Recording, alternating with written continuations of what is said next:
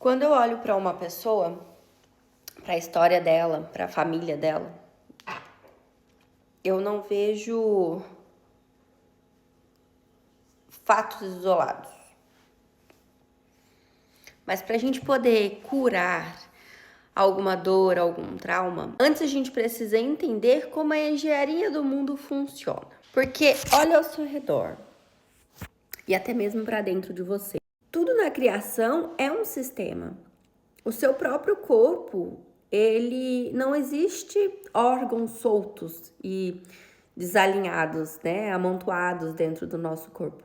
Todos eles são regidos ou por um sistema nervoso, ou por um sistema circulatório, um sistema imunológico.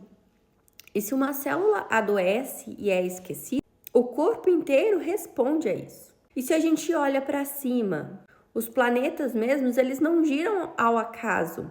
Existe o nosso sistema solar. Então, o cosmo, a biologia, a natureza, todos eles funcionam a leis de ordem, de equilíbrio, né, de pertencimento, para não entrar em colapso. E com a sua história não é diferente. A nossa família, ela é um organismo vivo. Então, o nosso corpo, os nossos relacionamentos e até a nossa vida financeira, ela costuma carregar lembranças, memórias, cicatrizes que a nossa mente consciente não se recorda e que nunca viveu, na maioria dos casos. Então, falências repentinas, relacionamentos que naufragam sempre do mesmo jeito, até mesmo dores no corpo sem aquela causa clínica. Tudo isso costuma responder normalmente a uma física invisível, que são as leis sistêmicas. Eu falei há um tempo atrás sobre as leis herméticas e hoje eu quero falar um pouquinho mais sobre essas leis sistêmicas.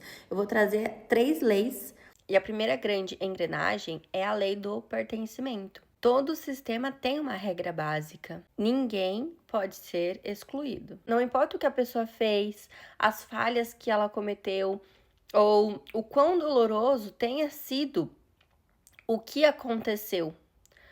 Quando a família ela tenta apagar alguém, seja um filho não nascido, um ex-parceiro banido por envergonhar a família, ou um parente que faleceu de uma forma trágica ou precoce. Até mesmo aquela ovelha negra que todo mundo fala.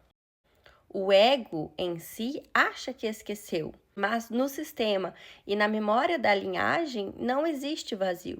Para reequilibrar o sistema, a família inconscientemente ela convoca numa próxima geração e normalmente a mais sensível para repetir sem saber aquele mesmo destino.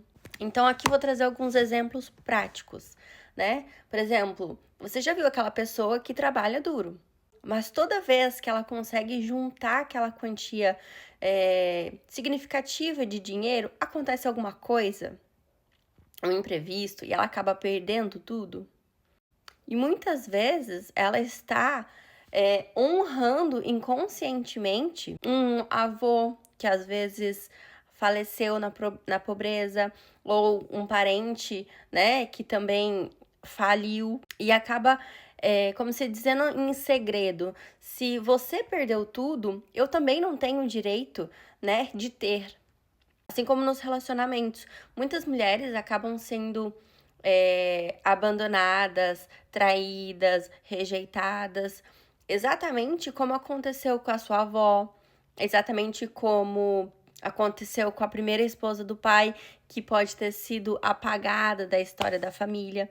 Então, mesmo que eles não mantenham um relacionamento, ela pertenceu àquela família, então ela precisa ser honrada, ela precisa ser. Ela não pode simplesmente ser excluída, ela tem o seu papel de primeira esposa. Ou até mesmo na saúde, né, no nosso corpo. Quantas vezes existe alguma dor crônica ou alguma coisa que acontece no nosso corpo e não tem uma causa clínica? Ou às vezes até mesmo uma ansiedade inexplicável, né, que a gente traz desde a nossa infância, que não tem nenhuma causa clínica. É o nosso corpo somatizando o peso, o medo de um trauma antigo que não foi chorado, né? Que não foi colocado para fora. E a gente consegue colocar fundamentos, né? Na própria ciência, que a gente hoje consegue entender muito bem isso.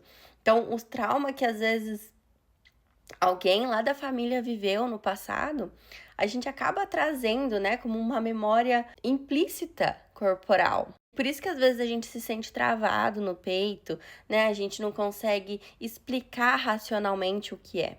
E aí a pergunta que a gente pode estar fazendo é: quem que na minha história a família insiste em fingir que não existiu ou insiste em esconder?